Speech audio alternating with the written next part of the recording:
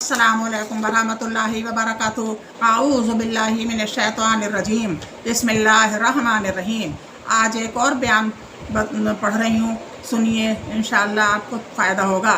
क्या नमाज को समझकर अदा करना ज़रूरी है? ये सवाल किया गया है कि क्या नमाज को समझकर अदा करना ज़रूरी है। इसके बारे में आप सुनिए जो मैं किताब से पढ़ रही हूँ। अगर हमको ज़िंदगी के 40-50 साल नमाज़ पढ़ने की तौफ़ीक़ मिलती है तो हम फ़र्ज़ नमाज़ों के साथ साथ सुन्नतें भी अदा करते हैं और कुछ नवाफिल का अहतमाम भी करते हैं। अपनी ज़िंदगी में हज़ारों बार सूरत फ़ातिहा, अत्तहियात, नमाज के दूसरे अस्कार और दुआएं पढ़ते हैं। नमाज में अदा करने वाले ये कलमात सबसे बेहतर कलमात हैं। सुभान अल्लाह ताला ने अपने बंदे को इन्हीं पढ़ने का हुक्म दिया है। ज़रा सोचें इन अस्कार की कितनी अहमियत होती होगी। फिर अब क्या ये ज़रूरी नहीं कि हज़ारों बार पढ़े जाने वाले इस अस्कार के मायने मतलब को भी समझा जाए। जब जिस्म की हालत, ज़बान के अल्फाज और दिमाग की कैफियत बिल्कुल एक सी हो जाए और तीनों एक साथ नमाज अदा करने में मसरूफ़ हो जाएं, यानी जिस्म को पता लगे कि हम क्या पढ़ रहे हैं, दिमाग को भी हमारे मालूम हो कि हम क्या पढ़ रहे हैं, तो दिल को नमाज का असली लुत्फ़ हासिल होता है और फिर नमाज मोमिन की मेराज बन जाती है। ज़िंदगी के हर मोड़ पर नमाज से बहुत मदद हासिल की जा सकती है। नमाज से इंसान को अल्लाह ताला का कुर्ब हासिल होता है। नमाज ईमान व अमल की बेपनाह दौलत का ज़बरदस्त ख़जाना है। ऐसी नमाज को तमाम उम्र बग़ैर समझे पढ़ते रहना अक्लमंदी का काम तो नहीं है। नमाज को समझ कर पढ़ना तो नमाज की रूह में शामिल है। अब सवाल ये है कि अरबी ज़ुबान से नावाकिफ़ मुसलमान नमाज को समझ कर कैसे पढ़ें। इस सिलसिले में कुछ मशवरों पर अमल किया जाए तो ये काम आसान हो सकता है। ये मशवरे दर्ज झैल हैं। नंबर 1, नमाज में दोहराए जाने वाले अस्कार का तर्जुमा याद कर लें। मकदार के लिहाज से ये बहुत कम है। नंबर 2, जो सूरतें या दुआएं याद हैं इनका तर्जुमा याद करने की कोशिश करें। रोज़ हम तर्जुमा पढ़ेंगे तो हमें याद हो जाएगा, यानी हमारे दिल में उतर जाएगा। नंबर 3, जो लोग पाबंदी से किसी इमाम के पीछे नमाज अदा करते हैं वो आसानी से गौर कर सकते हैं कि आम तौर से चंद सूरतें हैं जो कि इमाम नमाज में पढ़ते हैं। अपनी पहली फुर्सत में इन तमाम सूरतों के तर्जुमे याद कर लिए जाएं। अब जैसे ही नमाज में वो सूरतें पढ़ी जाएंगी तो तर्जुमा याद होने की वजह से नमाज में ध्यान लगा रहेगा। नंबर 4, कुरान की तिलावत के लिए रोज़ाना कुछ वक्त मखसूस कर लें और कुरान को तर्जुमे के साथ पढ़ने की आदत डाल लें। नंबर 5, कुरान को थोड़ा थोड़ा और समझ कर पढ़ने की आदत बना लें। इंशाअल्लाह चंद सालों की मेहनत के बाद हम इस काबिल हो जाएंगे कि नमाज में पढ़ी जाने वाली आयत को समझने लगेंगे। नमाज में दोहराए जाने वाले अस्कार मैं तर्जुमे मदरजा झैल हैं। अल्लाहु अकबर, जिसे हम कहते हैं नमाज में अल्लाहु अकबर, अल्लाह सबसे बड़ा है।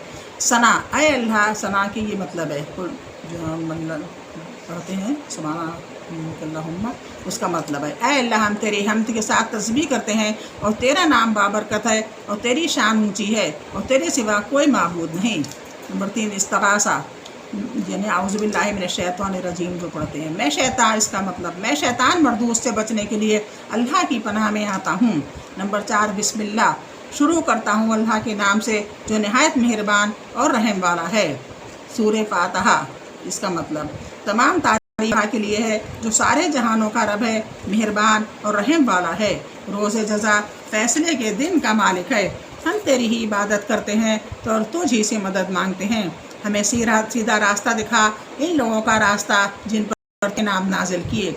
इन लोगों की राह न दिखा जिन पर तूने गज़ब नाजिल किया और ना गुमराहों का रास्ता दिखा। नंबर 6, सुभान अल्लाह रब्बिल अज़ीम, मेरा रब अज़ीम सबसे पाक है। नंबर 7, समी अल्लाहु लिमन हमिदा, अल्लाह ने इसे सुन लिया जिसने उसकी तारीफ़ की। नंबर 8, रब्बना लकल हम्द, ऐ मेरे रब तारीफ़ तेरे ही लिए है। नंबर 9, सुभान रब्बिल आला, मेरा रब सबसे पाक और बुलंद है। अत्तहियात, इसका मतलब तहियात का ताज़ीम के कलमात अल्लाह के लिए हैं, न्याज बंदियाँ अल्लाह के लिए हैं, खूबियाँ अल्लाह के लिए। सलामती हो ए नबी सल्लल्लाहु अलैहि वसल्लम आप पर, अल्लाह की रहमतें और इसकी बरकतें। सलामती हो हम पर और अल्लाह के नेक बंदों पर। मैं गवाही देता हूँ कि अल्लाह के सिवा कोई माबूद नहीं है और गवाही देता हूँ कि मोहम्मद सल्लल्लाहु अलैहि वसल्लम इसके बंदे और रसूल हैं। दुरूद का मतलब ऐ मोहम्मद सल्लल्लाहु अलैहि वसल्लम پر اور محمد صلی اللہ علیہ وسلم کی آل پر رحمت نازل فرما، جس طرح ابراہیم علیہ السلام پر اور ابراہیم علیہ السلام کی آل پر رحمت نازل فرمائی۔ بے شک حمد تیری ہے اور تو اونچی شان والا ہے۔ اے اللہ محمد صلی اللہ علیہ وآلہ وسلم پر اور محمد صلی اللہ علیہ وسلم کی آل پر برکت نازل فرما، جس طرح ابراہیم علیہ السلام اور ابراہیم علیہ السلام کی آل پر برکت نازل فرمائی۔ بے شک حمد تیری ہے اور تو اونچی شان والا ہے۔ دعا مثلاً اللہم انی ظلمت نفسی ظلما کثیرا، یہ والی دعا اگر آپ پڑھتے ہیں اس میں دعا، اس کے بعد درود شریف کے بعد یہ جو بھی کوئی دعا اللہ کے لیے پڑھتے ہیں، اگر مان لیجیے یہ پڑھتے ہیں اللہم انی ظلمت نفسی، تو اس کا مطلب ہے اے اللہ میں نے اپنے اوپر بہت ظلم کیا اور گناہوں کو معاف کرنے والا صرف تو ہے، اپنی طرف سے خاص معافی دے کر مجھے معاف کر دے اور مجھے رحمت عطا فرما، بلا شبہ تو بہت معاف کرنے والا اور بہت مہربان ہے۔ کوئی اور دعا بھی پڑھی جا سکتی ہے، جیسے ربنا آتنا فی الدنیا حسنۃ وفی الآخرۃ حسنۃ وقنا عذاب النار، یہ بھی پڑھتے ہیں۔ بہت سی دعائیں ہیں جو پڑھ سکتے ہیں۔ پھر السلام علیکم ورحمۃ اللہ، تم پر سلامتی اور اللہ کی رحمت ہو، اس کا مطلب ہے سبحان اللہ تعالی ہم سب کو نماز کو سمجھ کر پڑھنے کی توفیق عطا فرمائے، آمین۔ ارشاد باری تعالیٰ ہے کہ جو راہ راست حاصل کر لے وہ خود اپنے بھلے کے لیے راہ یافتہ ہوتا ہے، اور جو بھٹک جائے اس کا بوجھ اسی کے اوپر ہے، کوئی بوجھ والا کسی اور کا بوجھ اپنے اوپر نہ لا دے گا۔ بنی اسرائیل 15 سے 17 تک۔